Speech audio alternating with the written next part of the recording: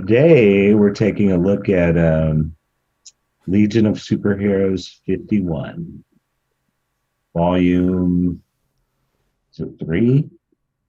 Four. Volume four. This is the 5 years later era. The post Giffen 5 years later, an important distinction.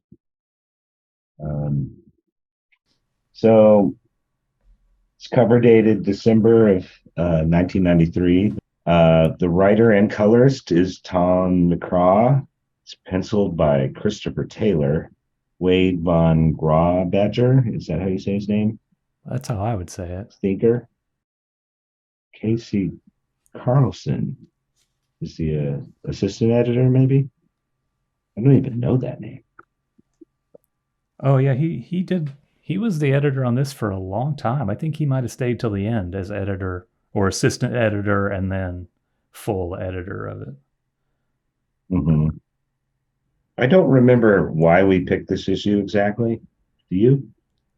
I think we were going to go through one real fast, and we were going to dip our Right, toe into the right. 5 years later era. I feel like I like the post Giffen era, I think, better than you do. But if I were trying to sell it, this would be the very last issue I would have picked. Probably the worst issue of the entire run, I think. Wow. We'll see. We'll see.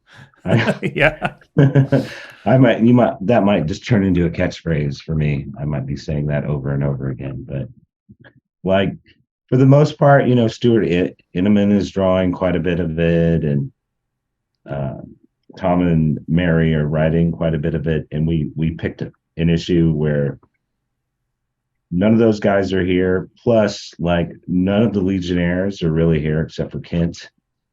Mm-hmm. Who's kind of, I mean, he's definitely a Legionnaire, but he's not like a classic Legionnaire. Yeah. None of the guys from the previous series are in this. It's just him and a bunch of kids, and one of their dumbest villains. Like it is inexplicable that he's a reoccurring villain. Though I kind of like him because he's so dumb, but he's definitely not like Fatal Five material. Yeah, we should say that the villain is Grimbor, the chainsman, or in this he's the chain master. Yes, someone decided maybe that sounded less silly, I guess. Yeah, the title of this is A Little Legion Adventure, or A Little Legion Adventure. Right off the bat, maybe the best page in the whole book is the ad on the left, because Walt Simonson drew it. Yeah, pretty good. Yeah, yeah. These milestones always had they were using like markers or something to color them. That it set Yeah, them apart from all the other stuff right. that came out at the same time.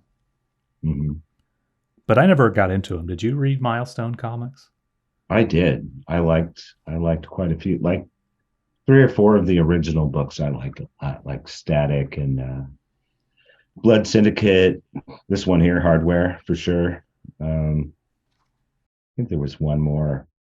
In the intervening years, I've heard they're good, but I still never read them. I mean, when they came out, I'm like, this is not DC continuity, so I didn't even bother with them. Yeah, They but just they seemed off brand, even though they're DC comics. right, right. Um, but they interacted with them. Yeah, I was gonna say at that point, I Mhm. wanted the real thing. Um, Right. as time went on, yeah, I'll read whatever. I don't care. But I don't know. I always was a little bit of a sucker for the like Marvel in '86. They had something called like the New Universe, where they started another reality with new number ones, and I was just like, this is a great jumping on point. I'm gonna get mm-hmm. into this new thing. But 9 times out of 10, they're canceled within a year, and the good artists all leave and kind of goes to crap. But I thought Milestone was pretty strong for quite a long time. But they kept adding titles, and that kind of like diffused the coolness to me. It Huh. was better. I like it when there's only like 4 or 5 titles. Like Valiant was the same way for me. I liked it at first when it was just a handful of titles, but then it was like 20 books. Who cares? Oh, yeah. I mean, they. It's like they don't want you to be buying all of them, right? Or something. Or maybe they're just trying to see how many dollars they can squeeze out of you. Yeah, I don't know what it is, but when there's only like six, it feels like a tight little universe, and it's like it's manageable. Like you can keep up with all of it. I like that feeling. Like the early Marvels are kind of like that too. When there's only like 5 or 6 books, superhero Yeah. books. I mean, it's like we were just talking about, like, for their business to be quote unquote successful, it's got to keep getting bigger, right? Yes, yes. The market will tell them when to slow down. Right. When kids don't have any more allowance money, Right, right. but then they just start selling it to 40-year-olds. Or the quality just gets so bad. Yeah, nowadays they don't even they're smarter than that now. They don't bother making another book. They just put a different cover on it to get that audience. This is Tom McCraw's second issue. He wrote about half of issue 50, but this Oh, this is his first full issue of Legion, and I guess he's trying to make his mark. He's sort of like picking up some plot lines. Or I noticed he kind of did this in the first few issues of his run. He kind of picked up some stuff that they didn't really bother with earlier in the Giffen period, mm-hmm. like the little kids on quarantine, and like there's some kind of like Kundian, what would you call it? Like some kind of crime mobster type of stuff that they sort of hint at way back in issue 5, Mm-hmm. and he sort of touches on it again within a couple of Right. issues, things like that. But he's got some new characters that he's invented here. The kid characters and this girl speedster character, Rush. Right. Is she like a daughter of the tornado twins or something like that? She's somehow tied into that bloodline. They explain in the little text page at the back that Mm-hmm. the Dominators grafted the genes of Dawn and Dawn Allen Mm-hmm. onto her. I don't think she's actually related to them. She's just some random person. Right. It was on maybe Cartoonist Kayfabe, and they're flipping through some image crapola, Mm-hmm. Mm-hmm. And in an issue of New Men was like, it's some A Rob Kirby Liefeld. thing? No, it's a Rob Liefeld Extreme Studios joint that I don't really know what they're supposed to be. I flipped through the first issue online today, but there's a fast girl character with like a short blonde haircut, and her name is Dash. And this girl's name Mm-hmm. is Rush, but otherwise I think they're indistinguishable. This came out first. I don't know. It's got to just be a coincidence that they're almost the same character, but Well, I don't know Al Gordon had something to do with Newman, huh? yeah, but not till later. And Chris Eventually they have, Sprouse. yeah, Chris Sprouse and Gordon are doing the art on Newman, but much later. Mm-hmm. Like the first issue where all these characters show up is like, you know how those books are. It's like Rob Liefeld and Eric Stevenson, and then some guy who draws like Rob Liefeld made the book, Mm-hmm. Well, so maybe he's trying to make his mark here by focusing on these characters, or maybe doesn't this kind of feel like a fill-in issue? I think it basically is. Like, you notice the cover says early December. Right. I think they were doing bi-weekly at this time. Mm-hmm. So they had 2 Legion comics come out this month. So maybe why he's cut to these characters who've been largely excluded at this point is because he doesn't want to, he can't interfere with what's going on with the main guys and what the regular team is doing with them. But I think he's the regular team now. I think the beer bombs are gone with issue 50. Really? I think so. I mean, yeah, you should look it up. Is 50, but 50 isn't where they get their I thought you said they were still there when they got those new identities. Well, that's what I thought, but then you corrected me because you pulled up the cover for 54. That's all McCraw and Immonen. Dude, that was like last week. I can't remember that far back, I think especially when it's like 5 in the morning. I think the regular crew now is Tom McCraw, Stuart Immonen, and like Ron Boyd still, I guess. But then they have this bi-weekly Hmm. thing where they've got Christopher Taylor doing this one, for example. Yeah, it looks like you're right. Looks like you're right. This is where they jump off. They're still doing Legionnaires, and Wade's over on Valor at this point. But yeah, so you're Oh, right. He Mark is Wade's the writing. team. Mark Yeah. Wade is doing Valor. Hmm. Okay. Well, he's definitely, he's doing all of them by the end. But Yeah, I didn't remember if he came on Valor right at the end, like in the last 3 or 4 issues, or if he wrote like half of them, half of the 24 issues of Valor. I don't know. I'm trying to see. Looks like he took over Valor with issue 11. Oh, really? Hmm. Kind of a revolving door. I remember like, Robert Lloyd Fleming did at least issues 10. Oh, wait, Mark Wade did 9. It looks okay, like they so were alternating for a little while.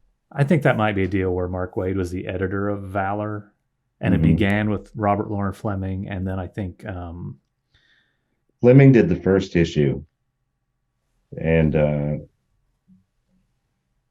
yeah, it looks like he did most of the issues between 1 and 10, though Wade did a couple of those, and then like from 11 on, it's just Wade. I wonder where I got those other names from. Wonder what those guys are You thinking doing. of Legionnaires, maybe? Because No, I at don't think some it point, was. Tom and Mary do get bounced from that title.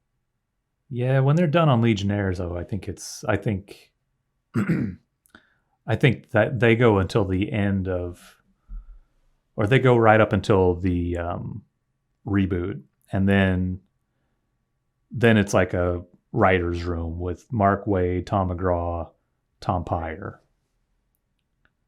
Oh, you know what though? Wade didn't he I know Wade he went over to the two Legion books at the end, right? Yeah. But it looks like towards the end of Valor, it's actually Kurt Busiek. Oh, really? Yeah, that makes sense too. Kind of remember that.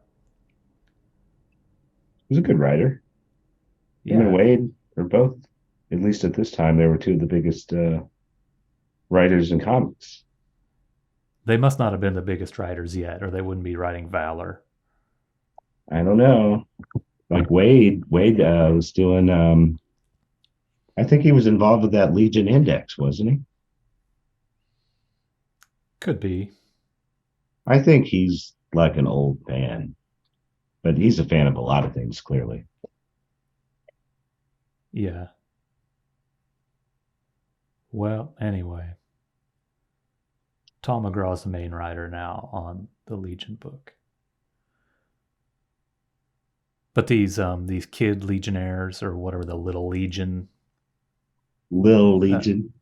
as they're called, like I think all the ones besides this Ivy character are new. The Ivy character was in it way earlier. Right. And I think maybe they had bigger plans for her at some point. Because in that poster, is it in issue 11 or 13? Yeah, I Uh, think it's 13. she's on that poster, but she looks a lot older than she looks here. She, she looks like a little person the way she's drawn in here. It's kind of strange. Yeah, Christopher Taylor. He doesn't draw a lot of kids. I don't think. No. But yeah, she plays a big part in this, and they make it seem like maybe they'll do some more. Like they've got Ivy, and they've got Garadan Rands is in Right. this. Right. Is he wearing the? He's wearing the Colossal Boy costume. Yeah, he's in some Colossal Boy cosplay, and he's using his mental lightning. He's Right. the well, we all know that he's the he was Validus, and they've restored him to humanity somehow. I don't remember when or how they did it though. Right. Though we now have a new problem. He is like carrying this virus. So Oh yeah, like that's right. space For COVID. yeah, for the longest time, yeah, they showed him he would be in like a suit, right? Right. If he's like around his family, he has to Yeah, but wear I like guess a now he's on has quarantine suit. and they're fixing him. They're trying to figure out what's wrong, trying to fix him. I think that's isn't that what's going on with all the kids here? I guess I they're all mean, it's sick. a Yeah, hospital, right? yeah. This is just the pediatric ward of their hospital, I Right. guess. And she Ivy is supposed to be I guess she's supposed to be the future's plant elemental. This is kind of the idea, like what the swamp thing is. Really? Where do you get that from? Just because she can talk to plants? Uh, I read like some. I did see it online. It was Al Gordon. Uh huh. It's Al Gordon, right? Al Gordon talking about those characters and what he intended to do with them, or how Oh, he weird. planned it out. And I guess fans around this time had speculated that she was a descendant of Swamp Thing, but his idea, I guess, was she's not a direct descendant. She just is the current element because they're like positions or titles, or it gets passed along, you know. So she is the 31st century fan elemental. That's interesting. I've never read that before. Could be all fake news. I got it off the internet. You never know. Uh huh. Off some QAnon website I that you think it looked at. was the same place that kind of I was looking into, like what they intended to do with Kent Shakespeare and Al Gordon's ideas about him being like a descendant of Clark Kent, and how he was infected with the virus, the Kryptonian virus that activated his DNA or something like that. Oh. Yeah, I think I must have read that stuff a long time ago. Or maybe it's in that. I guess that's The also, source there's an, book. maybe that, but I was thinking of the Amazing Heroes issue where they talk about it. It has a picture of Chameleon Boy on the cover of Amazing Heroes, and I think they have interviews with Giffen and the Beer Bombs and probably Gordon, Mm-hmm. where they're talking about the new stuff. Mm-hmm. All I remember of Kent Shakespeare is that he's supposed to just have the same kind of powers that Superman had in like Superman #1. Right, right. Kind of a lower level Superman, not ridiculously overpowered. Right. Yeah, he's one of my favorite characters of this era, but I think he kind of worked better early on before they started trying to explain him a little better. Like, and then they came up with this backstory that he was a character named Impulse. And before it was sort of like they were winking at us, like they won't let us use Superboy anymore. So we just have this guy named Kent, and Yeah. I kind of like that. Like we all kind of know what he's supposed to represent, but they don't need to spell it out. Once they try to give him a concrete like origin, and it just, I don't know. I think it diluted the character a little bit. I wonder if they even use him very much after this issue. I can't really remember. Like in He the gets written out pretty fast, yeah, like in the period where there are superheroes on the run with superhero code names, he's right? not one of them, right? No, Glorth like de-ages him to like a kid, Oh yeah, and then he's and he hanging around gets with these kids at the yeah, and he's stupid like stuck with pediatric. them, Yeah, right? weird. Uh, But the idea when they first came up with him was Valor could kind of plug in a lot of the Superboy holes when they weren't allowed to use that character anymore. But they wanted someone there that kind of represented the more optimistic, upbeat guy that Mm-hmm. Superboy was. That makes sense. I never But really thought something must about it. have something. I never really put two and two together on that, I guess. Back when I Mhm, first started reading it, because right, I don't know. I never think of Superboy. Like because I kind of started with this stuff, and I don't think of Superboy as a big player in the right, Legion. Even now, even though I've read everything, I still right. don't think of Superboy as a big player. But he was pretty on the nose from the first appearance. You see this guy with glasses, and they're calling him Kent. Surely you suspected something, right? Something, yeah.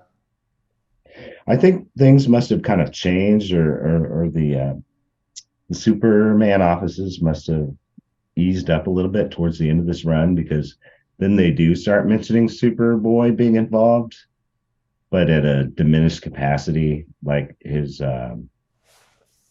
stat, he has a statue on Shangri-La. Is that what it's called? Shangri-La, Shangala. Shangala. Shit. Um, um, so they start more directly implying that he was part of the team, but in this weird way, like an altered way, like he was only with them for a few months or something like that. Oh, right. I think I do kind of remember that, instead of for 15 years. Right.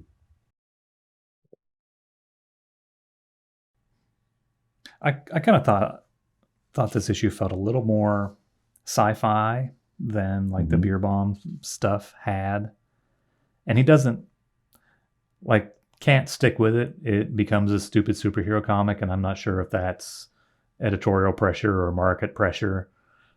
But this all takes place in this on quarantine, and this it looks like those sci-fi backgrounds that Giffen was doing in, like, issue 50 of the previous series, for Mm-hmm. example, where it's all this, like, all these little tiles and control panels and stuff. Right. And that could just be for this one issue. I And don't think so. I think they're making a very deliberate effort to try to decomplicate it.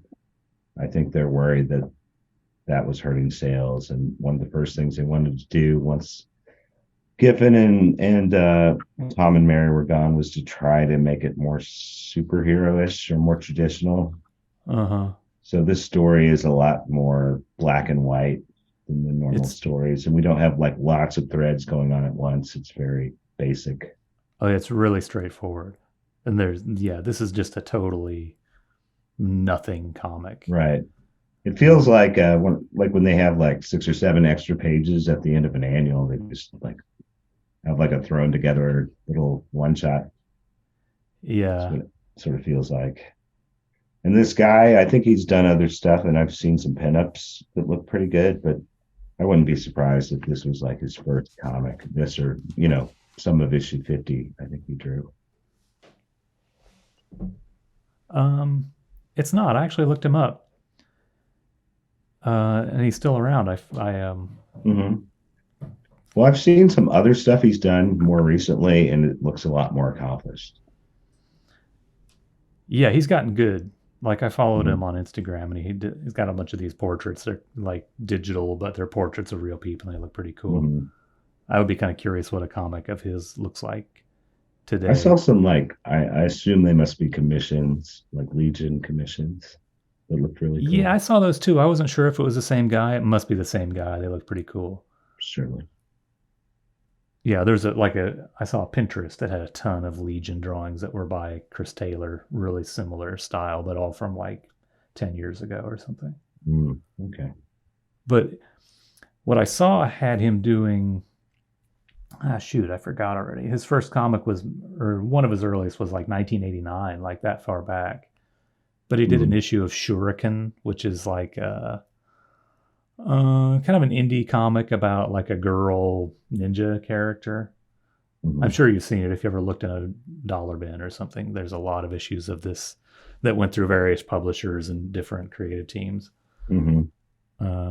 But he did an issue of that, and it looked similar, not as tight as this issue is, for example. Mm-hmm. But then after this he went on and did something called Blood Pack, which looked like a comic that starred, like they rounded up. Remember the Bloodlines annuals series? Oh, yeah. Where every annual had a brand new character in it. Right. And I guess they rounded up some of those guys and gave them their own title, and he drew that. Right. Didn't even the Legion got wrangled into that too, right? Yeah, they had this awful guy. How does that even work? I don't know. I mean, they always manage to do that stuff where they have the stupid Legion annual tie into whatever's happening 1,000 years ago. Right.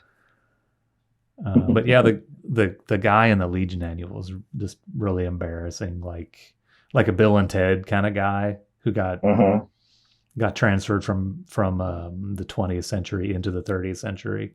Right. His name was Jam, Jamm. Right. I remember him seeming like he came out of a Mountain Dew ad or something. Mm-hmm. Yeah, or a Surge ad. Yeah, exactly. More accurate right there. I don't know if he was part of the Blood Pack or not. He was probably still in the 30th century. But yeah, Chris Taylor seems like he's, on a personal level, seems like he's kind of a cool guy, kind of a lefty. Like one of his newer pieces of art was this thing that's ACAB, like graffiti looking thing with flowers. Nice. It's like, this guy seems cool. Yeah. But yeah, he's still around and still out there. I don't know if he's doing comics or doing something else now. I'm trying to remember the name of Grimbore's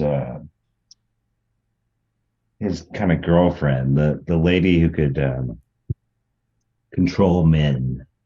Yeah, that's Charm. Right. So this issue, like the whole plot, seems to revolve around this character. Seems a lot like her, who can control men, and when they're trying to escape, they fail because female science police officers stopped them. Right. Yeah. But then we see Grimbore. He's catching the news and he gets really pissed, and that's why he's coming to Medicus 1. Apparently that is where she is. And apparently she's his daughter. Right. But as soon as he gets here, I don't think she ever shows up again. Like there's no I don't think follow through on that. I don't quite understand how that got lost. He doesn't succeed in helping her escape. So she's still in custody, I guess. I guess so.